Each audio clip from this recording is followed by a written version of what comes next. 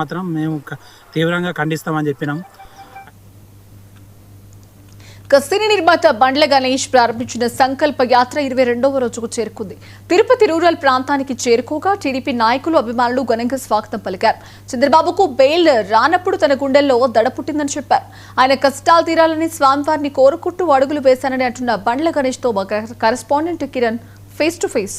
కోసం ఆ బండ్లన్న ప్రజా సంకల్ప యాత్ర పేరుతో ఏదైతే 600 కిలోమీటర్లు ఏకతాటిగా తిరుపతికి చేరుకున్నారు. ప్రస్తుతం మనతో పాటు బండ్ల గణేష్ గారు ఉన్నారు. సార్ నాటికి మరిన్ని విషయాలు చెప్పుకుందాం. సార్ చెప్పండి సార్, అందరూ అడిగే క్వశ్చన్ నేను కానీ ముఖ్యంగా మీరు తిరుమలకి పాదయాత్రగా అంటే ప్రతి ఒక్కరు మొక్కుంటే తన ఇంట్లో వాళ్ళ అమ్మ బాగుండాలనో నాన్న బాగుండాలనో లేకపోతే వాళ్ళ పిల్లలు బాగుండాలనో మొక్కుంటారు. కానీ ఒక నాయకుడి గురించి మీరు స్వామివారికి మొక్కుకొని వచ్చారు, ఎలా చూడాలండి? తెలుగు జాతికి తండ్రి ఆయన చంద్రబాబు నాయుడు గారు. తెలుగు జాతికి తండ్రి. ఈరోజు కొన్ని కోట్ల మంది తెలుగు వాళ్ళకి ఆరాధ్య దైవం చంద్రబాబు నాయుడు గారు. నందమూరి తారక రామారావు అల్లుడిగా, తెలుగుదేశం పార్టీ అధ్యక్షుడిగా ఒక మహానేత ఉన్న చంద్రబాబు నాయుడు గారు జైల్లో ఉన్నప్పుడు మొక్కున్నాను. ఆయన తెలుగు జాతి గౌరవం ఆయన, అందుకోసం ఆయన కోసం మొక్కడం జరిగిందండి. ముఖ్యంగా ఒకటి మామూలుగా ప్రజానాయకులు చూసి కొంతమంది ఇంప్రెషన్ అవుతుంటారు. ముఖ్యంగా మీరు చంద్రబాబు నాయుడు చూసి ఏమి ఆయన అంత ఇంప్రెషన్ గురి అయినారు? ప్రతి ఒక్క వేదిక మీరు ఆయన గురించి మాట్లాడుతూ ఉంటే ప్రతి ఒక్కరికి భూమి వచ్చేలా విధంగా మాట్లాడుతుంటారు. ఏమి నచ్చిందండి అలా? ఈరోజు తెలుగు వారి గుర్తింపు తీసుకొచ్చింది చంద్రబాబు నాయుడు గారు.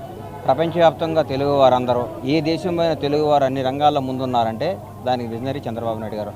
ఆయన దేశానికి తెలుగు జాతికి కావాలి, తెలుగు ప్రజలందరికీ ఆయన కావాలి. కాబట్టి ఆయన కష్టాల్లో ఉన్నప్పుడు, ఆయన జైల్లో ఉన్నప్పుడు ఆయన ఏమైపోతారని భయంతో ఏడుకొండలవాడ మా సాన్న ప్రాణాలతో బయటకు తీసుకురా, నేను నా గడప నుంచి నీ గడప నడిపిస్తాను మొక్కోవడం జరిగింది. ఆ మొక్కు తీరుస్తున్నాను అంతే. అంటే వెనక్కి లాగడం ముందుకు లాగడం అనేది 10 ఏళ్ళు వరుసగా వెళ్తే ఆంధ్రప్రదేశ్ ఏ విధంగా ముందుకు ఉంటుంది అనేసి మీరు ఒక అంచనా. తిరుపతి చేరుకున్నారు. ఆయన ముఖ్యంగా ఏదైతే కొన్ని ముఖ్యమైన విషయాలు కూడా చెప్పే ప్రయత్నం అయితే చేశారు.